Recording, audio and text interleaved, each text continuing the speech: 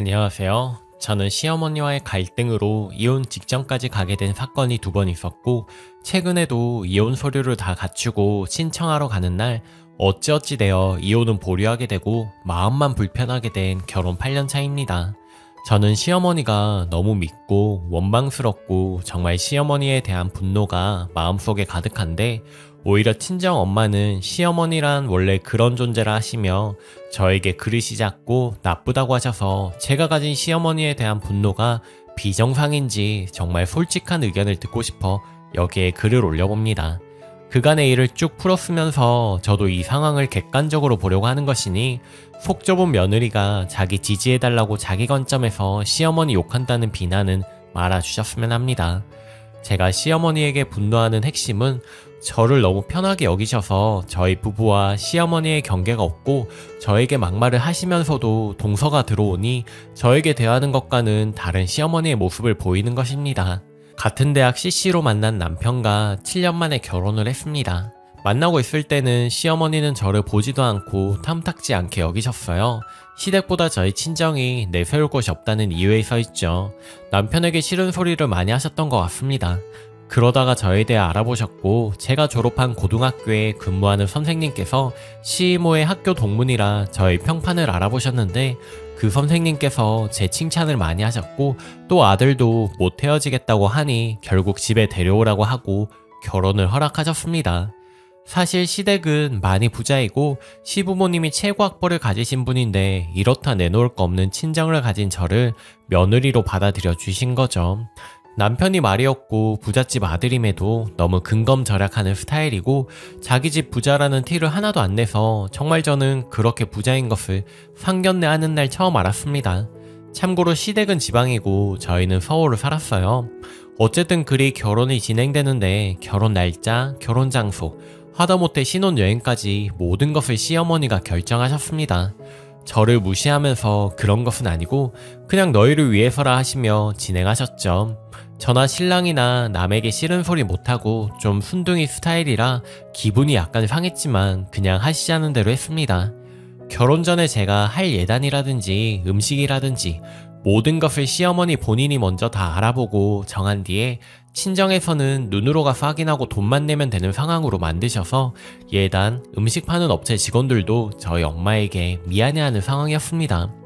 친정 엄마와 시어머니가 저희 예복을 사러 가는 날에도 시어머니 친구가 한 명 따라오셔서는 이 정도 혼사이면 사위시계는 롤렉스 정도 해야 하고 옷도 반지도 최고로 해야 한다고 하셨고, 시어머니는 그냥 가만히 계시고 저는 엄청나게 민망한 상황이고 그랬습니다. 저희 엄마는 어차피 뭘 해가도 마음에 들지 않으면 뒷말 나오는 것이니 오히려 이게 편하다 하셨지만 저는 속이 좀 상했습니다. 결혼하기 전에 시어머니가 편찮으셔서 직장 다니면서도 시어머니 병실에서 자고 출근하고 퇴근하면 병실로 가고 하면서 시어머니가 저를 엄청 아끼는 상황이 생겼습니다. 그래서 저도 속상한 게 있어도 그냥 시어머니가 믿거나 하진 않고 좀 주책맞다 생각하기도 했습니다. 결혼하고 초기에도 시어머니는 저를 너무 아끼셨고, 결혼하기 전에도 저를 본 그날부터 저에게 매일 전화를 하셔서 친구들과 있었던 이야기 등을 저에게 이야기하시고, 제가 받아들이니 너무 좋아하셔서 이왕 매일 전화하시니 제가 전화하고 싶어 처음 인사드린 그날 이후로 결혼하고도 매일 전화를 드리곤 했습니다. 어머니와 수다를 떨고, 어머니는 딸이 없으셔서 저를 더 좋아하셨던 것 같아요. 말벗이 되니까 그런 부분을 좋아하신 것 같네요. 아무튼 주변에서 다 부러워하는 관계가 되었어요. 그런데 시어머니가 서울 우리 집에 오시며 친척들에게 일일이 인사하려면 번거로우니 우리 집에 시댁 친척들을 모시고 집들이를 해라 고 하시길래 좀 당황스러웠지만, 싫다고 할 수 없으니 그냥 그렇게 했고, 신랑의 큰아버지들, 고모, 신랑의 사촌 형제들까지 다 모아서 음식 대접을 해드렸습니다. 친척들이 칭찬을 하면 시어머니는 "이것 봐라, 내가 한 대로 하길 잘했지" 하시며 뿌듯해 하셨습니다. 그런 식으로 무슨 일이든 시어머니가 결정하고 제가 따르고 결과가 좋으니 시어머니 덕분이다, 이렇게 진행되더군요. 별 불만은 없었습니다. 그때까지는요. 그러다 시동생이 장가를 가게 되었어요. 시댁의 남편과 시동생 두 형제인데 시동생의 집안에 제1권력을 가진 조금은 이상한 구도입니다. 시아버지 말로는 시동생은 성격이 못되고 강하다고 하시는데 어린 시절부터 강한 시동생은 뭐든지 용인하고 순둥이 큰아들은 뭐든 부모가 마음대로 하며 양육했던 것 같습니다. 둘째가 잘못해서 해초리를 찾다가 둘째는 도망가고 없고 괜히 옆에 얼쩡대던 첫째를 때리게 되었다는 이야기를 시아버지가 하셨는데 그게 이 집안에 좀 문제 있는 권력구도 내지는 가족 역할인 것 같습니다. 어쨌든 시동생이 장가를 가는데 연애하다가 중간에 시동생이 술주정을 해서 잠깐 헤어졌는데 시어머니는 그 아가씨를 보지도 않은 상태에서 아들이 헤어졌다고 하니 아가씨 회사에 한 번만 더 생각해보라고 편지도 보내고 안절부절 못하고 하시다가 어찌어찌 무마되고 몇 달 만에 결혼하게 되었습니다. 시동생과 동서될 사람이 결혼은 어디서 날짜는 언제 이런 식으로 다 결정을 해서 집에 통보를 했고 시부모님은 그냥 받아들이셨고 시동생이 혼순이 뭐니 이런 거 다 필요 없다 하니 다 받아들이시더군요. 아들 결혼 반지는 하나 받았으면 싶은데 아들이 필요 없다고 길길이 날뛰니 며느리감 불러 007 작전처럼 친정에서 꼭 반지는 해줘야 하는 걸로 이야기하라고 하면서 부탁을 해서 결혼 반지 하나 받은 걸로 합니다. 동서 친정에서 대신 예단비를 제가 한 예단비에 더해서 여러가지 현물 가격 이렇게 해서 사실 돈으로 보면 동서나 저나 비슷한 수준으로 했는데 돈이 문제가 아니라 그런 태도가 너무 다르니 서운한 생각이 들더군요. 결혼하고 동서 회사가 바빠서 신혼여행을 못 간다며 결혼식 다음날 호텔에서 하루 자고 처가에서 하루 자고 시댁에서는 다음날 동서가 출근해야 하니 잘 수가 없다며 식사하고 서울 본인들 집으로 올라갔는데 시어머니가 그 다음날 동서네에 전화하니 동서가 집 전화를 받아서는 몸이 좀 안 좋아서 회사는 못 갔다고 전해 들었습니다. 그러더니 몇 주 뒤에 명절이었는데 신혼여행을 그때 명절 때 10박 11일로 가겠다고 해서 시부모님이 오케이 했습니다. 저는 그래도 첫 명절인데 저에게 동서가 전화해서 말이라도 미안하다 해줄 줄 알았는데 그런 것도 없었습니다. 그리고 동서 직장 관계로 집은 어느 지역에 구해달라 해서 그렇게 해줬는데 2개월도 안 되어 직장을 그만두더니 시동생이 해외 출장 간 사이 혼자 유럽으로 여행을 다녀오고 또 잠깐 취직을 하더니 임신하게 되었는데 입덧이 심해서 출퇴근이 힘들다며 퇴직하더니 바로 해외여행을 떠나는 이런 일들이 반복해서 있었습니다. 저와는 다른 사람이라 신기하기도 하고 좀 그런 배짱이 부럽기도 했네요.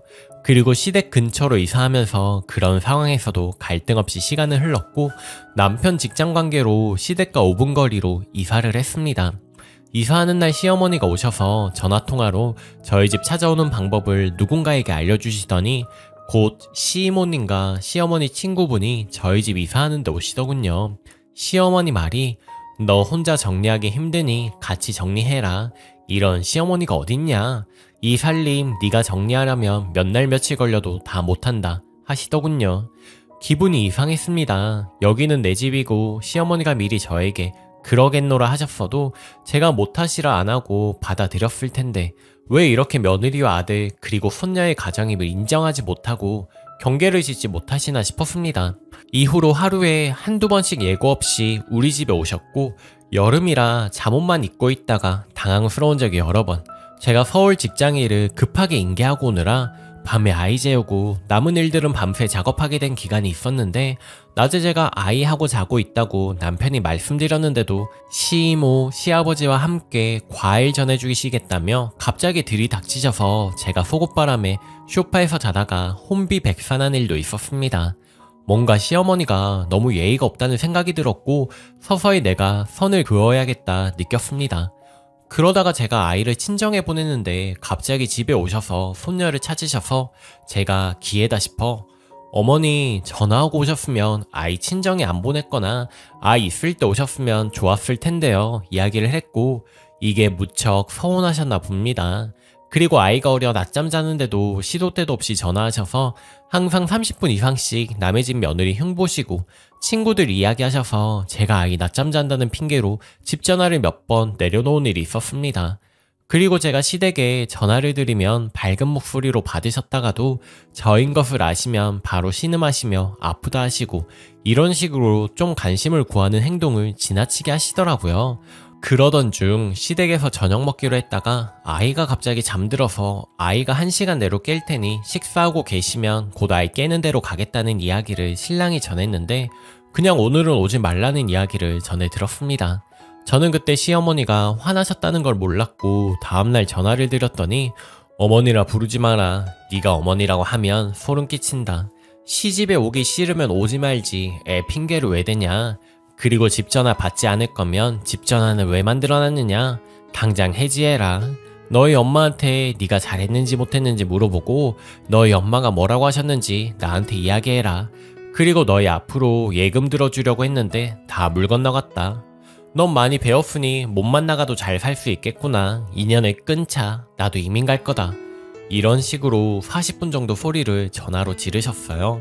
저는 뭐라 할 말이 없고 놀라서 아무 말도 못했는데 시어머니가 너 잘못했지 이러시는데 제가 어머니 제가 일부러 안 가려고 애 핑계댄 것은 아니에요. 저는 거짓말한 게 아니라 제가 그 부분을 잘못한 것이었고 어머니 기분을 상하게 했다면 그건 잘못했어요. 했더니 알았다고 하시며 전화를 끊으시더군요. 제가 가만히 생각하니 제가 뭘 잘못했다기보다 그냥 제 길을 꺾어 놓으시려 그냥 행포를 부리시는 것 같다는 생각이 들고 그리고 친정이 시댁보다 못 사는 것이 항상 마음에 있는데 몸만 나가라 소리치시니 너무 서럽더라고요. 남편에게 내가 시어머니의 이런 말을 다 받아들일 정도의 그릇이 안 되니 그냥 이혼하자고 했고 이혼하겠다고 하니 시아버지가 서로 거리를 두고 각자 살자며 곧 있을 명절에도 오지 말고 각자의 가정을 지키자 하시더군요. 그런데 명절을 며칠 앞두고 시어머니 친구가 제게 전화를 하셨습니다. 제 시어머니가 명절에 제가 오지 않으면 시댁 동서들에게 뭐라고 해야 할지 모르겠다며 알아 누우셨다고요. 그 친구분이 그냥 며느리니까 죄송하다 숙이고 들어가라고 본인이 시어머니 설득해서 못 이기는 척 받아주려 하겠다 하시더군요. 제 친정 엄마도 억울하고 분해도 며느리는 항상 약자이니 시어머니께 사과드리고 명절 때도 가고 하라고 하셨습니다. 너무 굴욕적이라 느꼈지만 시어머니 찾아뵙고 무릎 꿇고 제가 어머니 기분 상하게 해드렸다면 죄송해요 했더니 절 쳐다보지도 않고 뾰루퉁한 얼굴로 먼 산만 살피더군요. 명절 때 시어머니랑 저 둘이 있으면 제가 말 건네도 대꾸도 안 하시고 친척들 앞에서는 우리 며느리라며 제 칭찬을 하시고 농담을 하셔서 어머니에게는 아들이 이혼하지 않고 번듯한 가정을 이룬 것만 중요하고 나를 진정한 가족으로 생각하시지는 않는구나 하고 느꼈습니다. 이후로 시어머니가 우리 집에 불쑥 찾아오는 일은 없었고 저도 전화 드리지 않고 한 달에 두세 번 찾아가면 그냥 아이가 재롱 부리면 같이 웃고 겉보기에는 화목하게 지냈습니다. 한편 시어머니는 앞에도 말했지만 시동생네를 대하는 태도가 영 달라요.